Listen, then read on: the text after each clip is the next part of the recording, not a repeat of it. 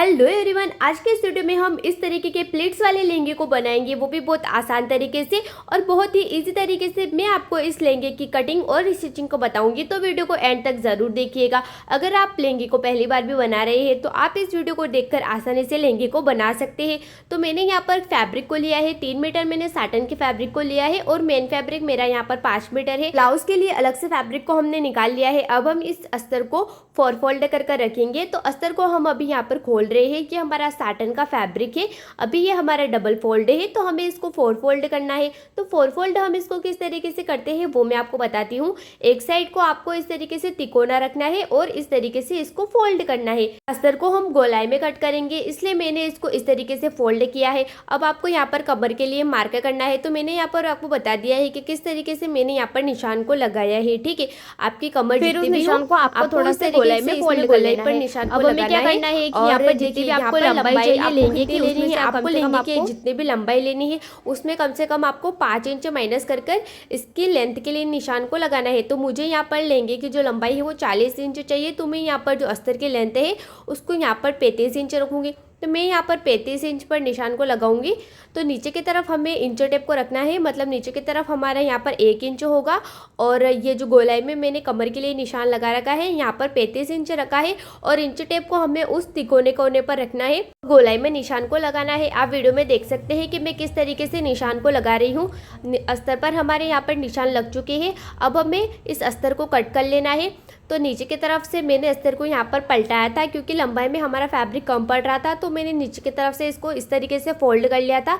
तो उस फैब्रिक को हम बाद में स्टिच कर लेंगे और ये जो हमने गोलाई में निशान लगाया है इसको हम कट कर लेंगे। और ये जो फैब्रिक है ये हमारा डबल फोल्ड हो रहा था, तो इसको भी हम कट कर लेंगे और इसको बराबर इस तरीके से स्टिच कर लेंगे। लंबाई में मेरे पास फैब्रिक यहाँ पर कम पड़ रहा था, इसलिए मैंने इसको इस तरीके से डबल रखकर इसको इस तरीके से हम स्टिच करेंगे, क्योंकि लंबाई में हमारा अस्तर का फैब्रिक कम पड़ रहा था। ठीक है, अभी हम क्या करेंगे कि अभी हम इसको डबल फोल्ड कर लेंगे और ये जो एक्स्ट्रा फैब्रिक निकाला है पहले तो इसको हम यहाँ पर स्टिच कर लेंगे और ये जो एक्स्ट्रा फैब्रिक निकाला है इसको इस तरीके से रखेंगे और इसको भी यहाँ पर इस तरीके से स्टिच कर लेंगे, जैसे मैं आपको वीडियो में बता रही हूँ। की तरफ से अगर ये हमारा छोटा मोटा होता है तो इसको हम लेवल में किस तरीके से कट कर सकते हैं वो भी मैंने आगे वीडियो में बताया है, तो वीडियो को एंड तक जरूर देखिएगा। तो ये है हमारे लहंगे का फैब्रिक। अगर आपके पास 3 मीटर या फिर 4 मीटर या फिर 4.5 मीटर भी फैब्रिक होता है तो आप प्लेट्स वाले लहंगे को बिल्कुल आसान तरीके से बना सकते हैं। आपके लहंगे में भी बहुत अच्छा घेर आएगा। तो आपको कुछ बातें ध्यान रखनी है जो मैं आपको आगे वीडियो में शेयर करूंगी। अभी हम इसको 4 फोल्ड कर लेंगे क्योंकि हम इसको लंबाई में कट करेंगे, तो आपको जितनी भी लंबाई चाहिए उस हिसाब से हम इसको कट करेंगे। तो यहाँ पर आपको जितनी भी लंबाई चाहिए उसमें 2 इंच प्लस कर लेना है और आपको बेल्ट यहाँ पर कितने इंच का चाहिए वो माइनस कर लेना है। तो मेरे यहाँ पर बेल्ट मुझे 2.5 इंच का चाहिए। आप 2.5 इंच से ज़्यादा का बेल्ट मत रखिएगा, या फिर 2 इंच का भी बेल्ट बहुत होता है। आप अपने हिसाब से बेल्ट को कम या फिर ज़्यादा चौड़ाई में कर सकते हैं। तो आपको यहाँ पर जितनी भी लंबाई आ रही है उस हिसाब से निशान को लगा लेना है।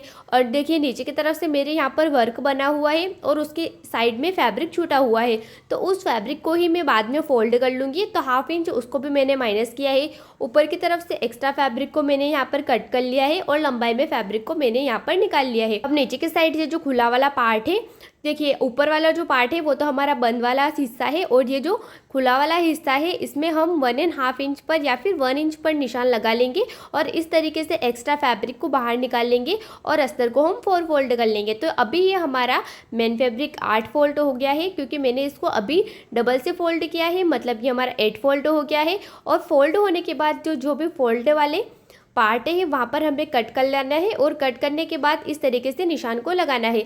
आपको बस इस फैब्रिक को 4 फोल्ड करना है और जो भी फोल्ड वाली साइड है वहाँ पर कट कर लेना है और जहाँ पर हमने कट किया है वहाँ पर निशान को लगाना है और ये जो खुला वाला पार्ट है वहाँ पर हमें 1 इंच छोड़ना है। निशान को तो हमने लगा लिया है। अब इन निशानों के अंदर हमें 3-3 इंच पर और निशान लगाना है ताकि हम प्लेट्स को डाल सकें। अगर आपकी कमर 35 से ऊपर की है तो आपको यहाँ पर 3.5 इंच पर निशान लगाकर प्लेट्स को लगाना है, और अगर आपकी कमर 35 से कम की है तो आपको यहाँ पर 3 इंच पर ही प्लेट्स को बनाना है। तो वो मैं आपको आगे वीडियो में बताऊँगी।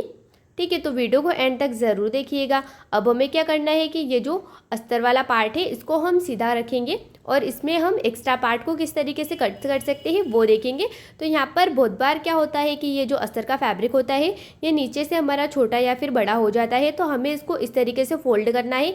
जितना आपसे पतला ये फोल्ड हो सके आपको उतना फोल्ड करना है। तो मेरा यहाँ पर ये लगभग 8 फोल्ड हो चुका है। मैंने दीवार के ऊपर इस फैब्रिक को चिपका लिया है सेलो टेप की हेल्प से, और इंच टेप को भी इसके बराबर चिपका लिया है। अब हमें क्या करना है कि हमें यहाँ पर 37 इंच पर निशान को लगाना है, क्योंकि जो लहंगे की टोटल लेंथ है वो हमारी 40 है, तो इसके हम 4 इंच कम रखेंगे। तो ये हमारा 37 पर बिल्कुल बराबर कट हो चुका है। आपको भी इस तरीके से बराबर कट कर लेना है। अब मैंने क्या किया है कि यहाँ पर 3-3 इंच पर इस तरीके से निशान को लगा लिया है। अगर आपकी कमर यहाँ पर बड़ी है, जैसे कि 36 से ज़्यादा है, तो आपको यहाँ पर 3.5 इंच पर निशान को लगाना है। अब इसको प्लेट से हम बनाएंगे, तो 3-3 इंच पर मैंने यहाँ पर पूरे पर निशान को लगा लिया है। अब हम 1/2 इंच के प्लेट्स को लेंगे। आपको यहाँ पर 1/2 इंच की ही प्लेट्स को लेना है। 1/2 इंच से ज़्यादा की प्लेट्स हमारी यहाँ पर अच्छी नहीं लगती है।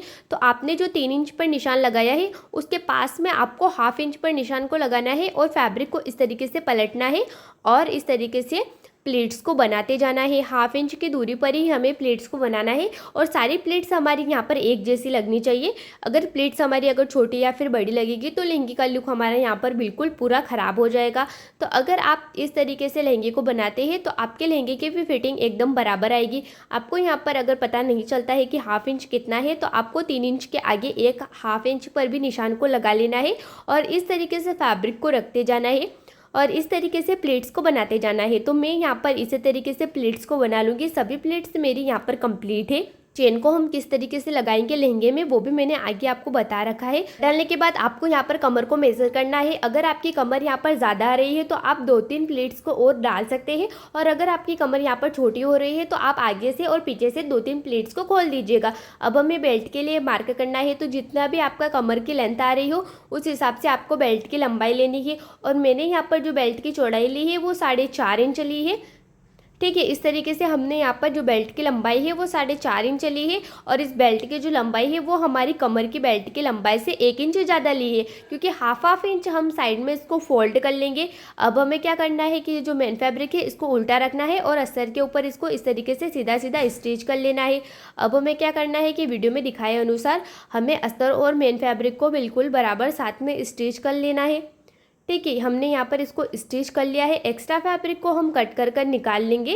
फ्रंट में हम कोनों को यहाँ पर फोल्ड कर लेंगे, इस तरीके से फोल्ड कर लेंगे कोनों को, है ना। दोनों साइड हम इस तरीके से कोनों को अंदर की तरफ फोल्ड कर लेंगे, और इसके बाद हम बेल्ट की लंबाई को मेज़र करेंगे कि हमारी बेल्ट की लंबाई यहाँ पर कितनी आ रही है। तो क्या आ रही है हमारी 29 इंच, मतलब कमर भी हमारी यहाँ पर 29 और 30 ही थी।